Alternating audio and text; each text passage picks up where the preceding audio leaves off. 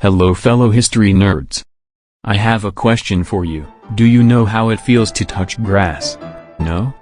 Me neither, because I am attached to these wires. Anyway, now I have all the gamers here. Let's talk about its history and if we are reaching gaming's limits. First of all, we have to go all the way back to the first digital computer, Mark I. It was a fine computer, just being millions of times slower than today's average computer. Mark I could store only 72 numbers, so no games on that thing. Well, to be fair, there were some games made, but they were made in labs, and were never made commercial. The first commercially successful game was made by a pretty small, unknown company named Atari. So 28 years after Mark I, what was this game like? It probably had some intense gameplay, or some great graphics, right? So the game was Pong. What did you expect? It was 1972. Also in 1972 the first gaming console was made, named Odyssey.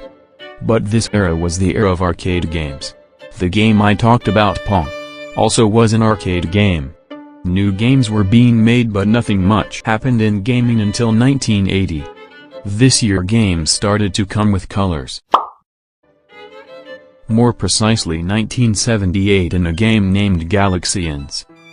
Also this year, the pizza-looking, palate-eating Maniac was made.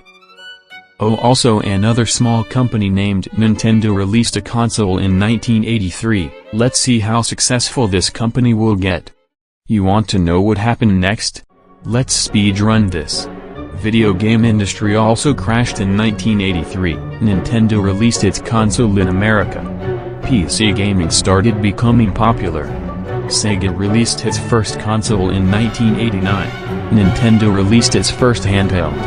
Sony made the PS1 in 1994.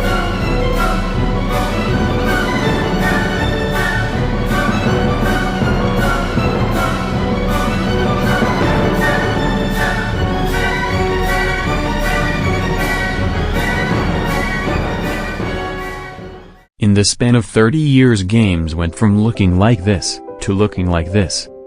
And it doesn't seem like games will stop evolving anytime soon. But then why am I saying gaming is reaching its limit? For that I need to explain transistors to you. First of all, nowadays transistors don't look like this, they look like this. Transistors are reaching at atomic level, so yeah, they are pretty small. But not as small as you. Anyways, I have to tell you this will be a very oversimplification of transistors. So the very basic function of transistors is to stop and start the flow of electrons. That's cool. Now let's see what happened when we shrink the transistors more. What the fuck just happened? Did this electron give a middle finger to all the physicists? Well, no, this is possible because of quantum mechanic thingies which I can't explain in this video.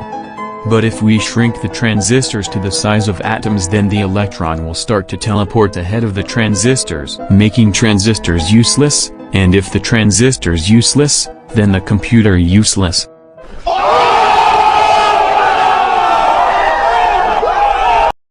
Jokes aside, have we reached computers and gaming limits? Well, for a period in the Ice Age, human population came down to 3,000. Humans were going to kiss extinction. There is no way to come out of this. But wait, you are still here, 8 billion of you. This isn't the first time humans thought they have reached their limits, and they were always proven wrong. New types of computers are being proposed, like the quantum computer, or new powerful analog computers.